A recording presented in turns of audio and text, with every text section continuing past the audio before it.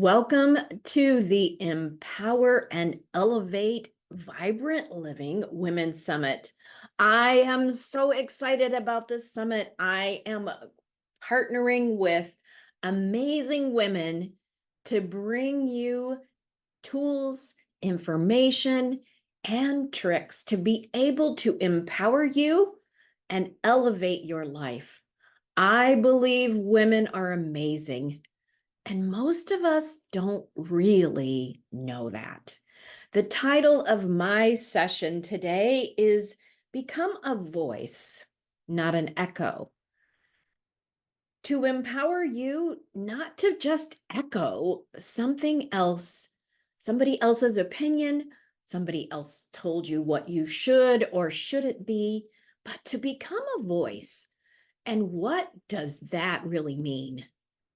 To fully get everything you want out of each of these presentations, take notes, grab your favorite beverage, and let's talk and dive into being elevated and empowered. If we haven't met, my name is Donna. I am the founder of Vibrant Living International. I am a life mastery and spiritual intelligence method coach.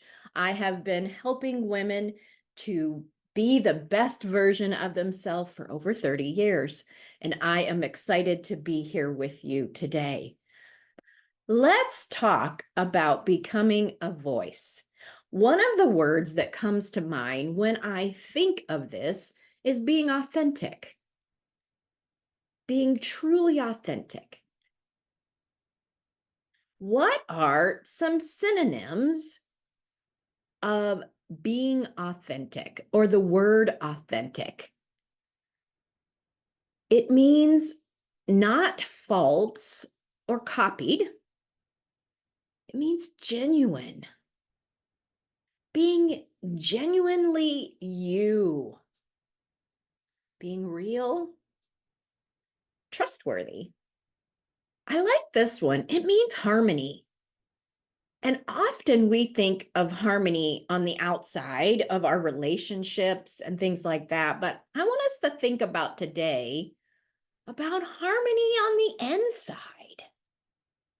It means alignment. And what are some antonyms of authentic? Deception, dishonest, duplicity, or disharmony.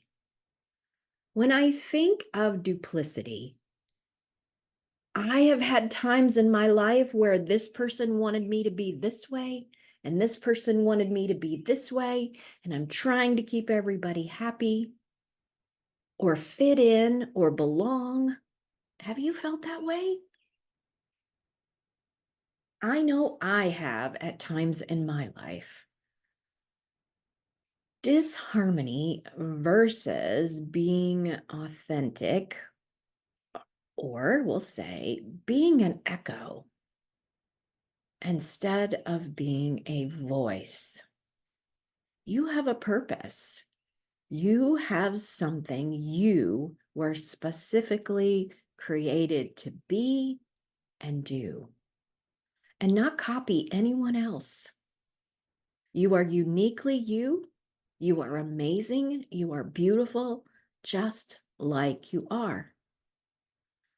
And I think of my life and where I started as a teen mom with the sexual abuse and other things going on in my relationships and abandonment and all of the labels that help create us, which we're going to get into, that causes that I don't even know who I am feeling. And one of my programs is called Turn Your Baggage into Luggage. And I really like to use that analogy. So what is baggage thinking? Which is similar to being an echo. Baggage thinking is filled with self-doubt. We're really good at pretending we're okay most of the time. But I'm talking about that self-doubt that nags you when you're all alone. Baggage thinking or being a echo usually has some resentment attached, frustration, a bit of a struggle. I gotta prove them wrong. Been there, done that one, that's for sure. Being unseen or feeling unseen, feeling ignored.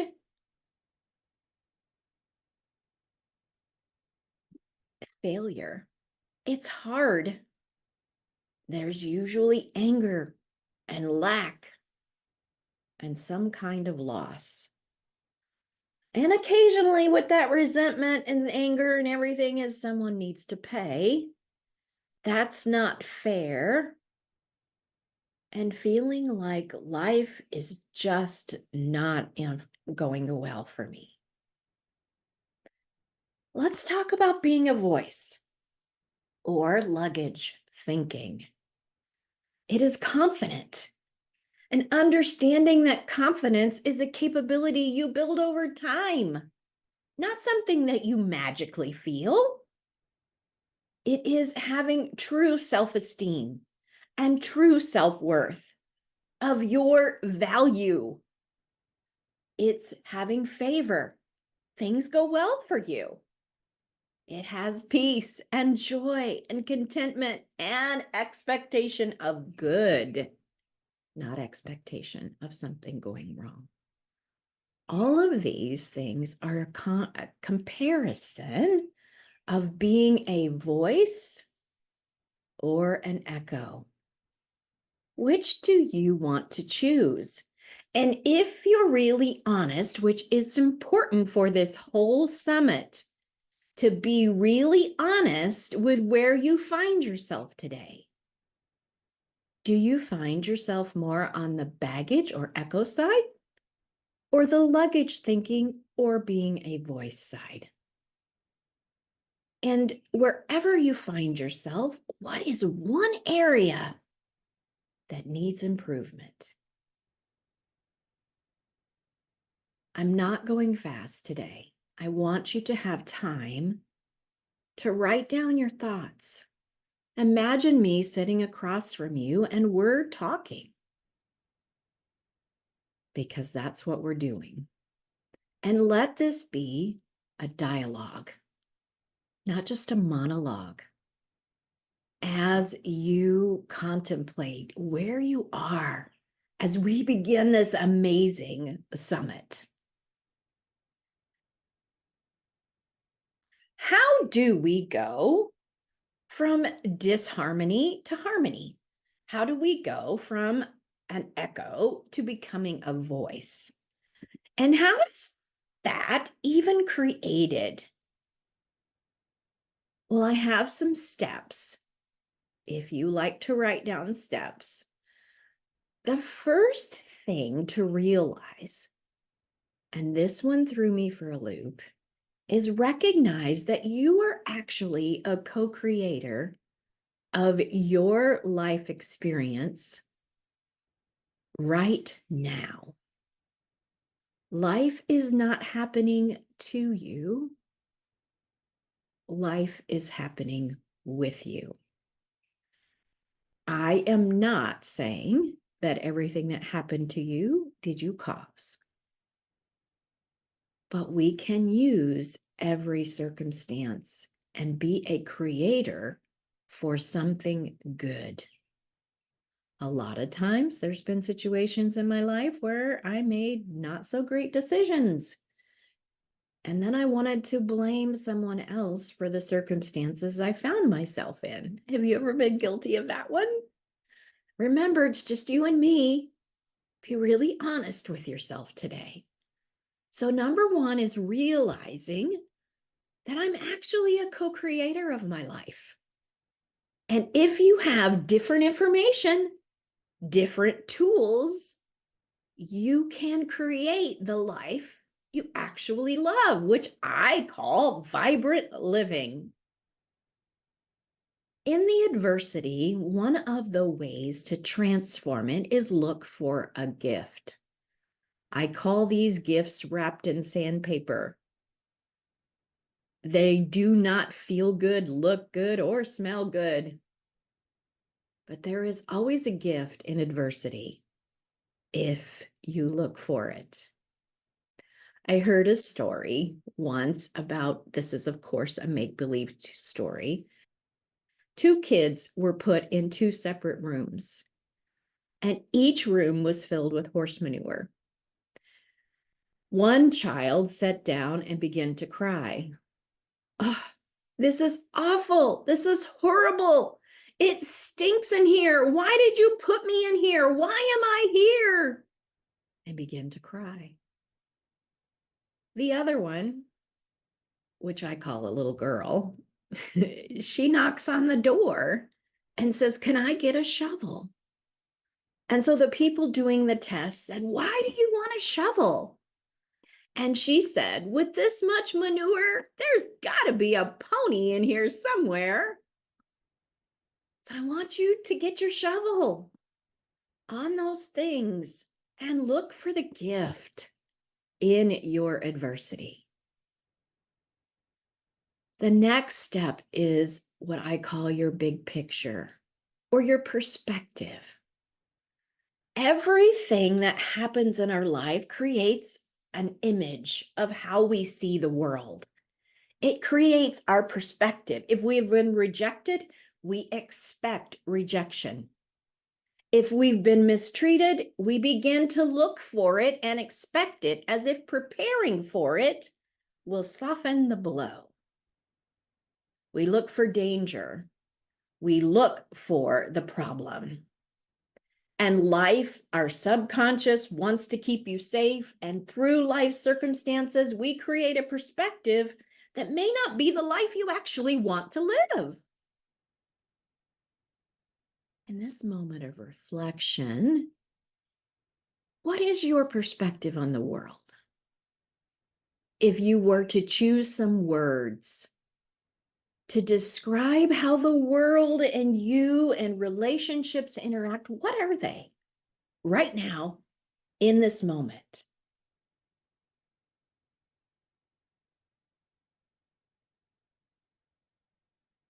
The next step is compassion, forgiveness, releasing. To shift your perspective from one to another, this step is required. Most of us misunderstand what forgiveness for ourselves or others actually mean. It does not mean that it was okay. It does not mean that they get away with it. It doesn't mean that you have to trust again, but it does set you free. I do not have time today in the summit to go in depth into forgiveness, but I would love to talk with you. If this feels like a sticking point, and if we're truly honest, it is for all of us. Forgiveness is required, and I can show you how to do it the easy way. The last thing to change our perspective, to change our becoming a voice instead of an echo, and I think I'm still growing in this, is don't DIY it. I'll pull up my bootstraps and I'll figure this out on my own. And on that, we mostly had to do that at different periods in our life. But to get to vibrant living, don't DIY it. Why do it the hard way? Get support from someone who can show you how to do it the easy way. Honesty and courage is required to create a new map. Courage does not mean that we're not afraid. It just means I want it more than I'm willing to stay in my fear. So your map, to recap, has been created to this point, the way that you see the world, the way that your subconscious works, and including what is happening in your life right now, came from this, your life events, your perspectives that you created from those events, which created beliefs. And those three things create the destination you are currently in. So, where would you like to travel from here? What would you like to see or be? It's important to realize we really don't see with our natural eyes. We see inside. We actually see with how we see things on the inside. I'm going to do an exercise with you, and I would like you to do it with me. So if you're sitting, you need to stand to do this exercise. And take your arm out in front of you, and then turn around and move it as far as you can to the back, and notice where it is on the wall. Turn as far away as you can and notice the spot it is on the wall. Then turn around and close your eyes. The next 2 times we're going to do this, we're going to do it in your imagination. So I want you to imagine that you lifted your hand and that you turned around as far as you could, but this time you went 25, now let's say, 25% further than you did the first time. And it was fun and it was easy. Now, if you're still sitting and you're not doing this, you're going to miss something. Now, in your imagination, bring your arm back around and put it at your side. The next time in your imagination, lift your arm and turn around to the back. And this time you go 50% further. And it was fun and it was easy. In your mind, turn in your imagination, turn back around and put your hand down to your side.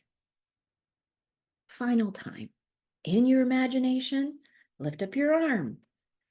Go around, and this time you turn around like an owl. You're facing forward in your imagination, and you can't believe your body's doing this, and it's easy, and it's actually kind of fun. Then take your arm in your imagination, turn back around, and put it down at your side. Now we're going to do it for real. Open your eyes. Lift up your arm in front of you and spin around to the back as far as you can. Did you go further than you did the first time? And you thought you went as far as you could the first time. Isn't that incredible? We see with our imagination. So the things that happened to us in our life created pictures. And pictures created meanings, which created beliefs and perspectives, which created the life that you're currently living. And every one of us could become more of a voice. So to upgrade our life experiences, we have to choose different beliefs. Emotions get in the way a lot, and a lot of women use emotions as if they're truth. I feel like I can't do this. I feel like they don't like me. I feel, therefore, it must be true. But I have a revelation for you. Do you actually think emotions equal truth? Haven't they proven not to be true at certain points in your life? What do emotions actually reveal? Emotions reveal what you are believing at the time you feel them. They are wonderful indicators to get to those hidden beliefs. So I want you to write that down and Meditate on that. Think about that. Emotions are not truth. They reveal what I'm believing at the time I have them.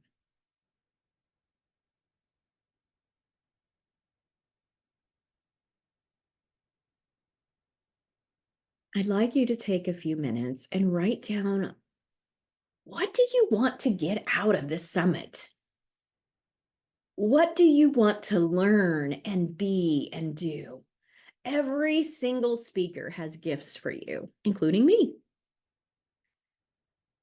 And take some time in this moment to write down, what do you want out of this summit? My gift for you is the Christian Woman's Guide to Doubling Her Confidence, Clarity, and Productivity in 12 weeks. That is my gift for you. I am so glad that you have joined us here in this summit, and take advantage of every single one of these amazing women's presentation and gifts for you, and grab them all. Details on how to receive all these amazing gifts will be sent to you. Take advantage of every single one of them. And I will look forward to talking to you very soon. Remember, you're amazing. You have a purpose, you have a destiny, and there is wonderful, vibrant living available for you. Until next time.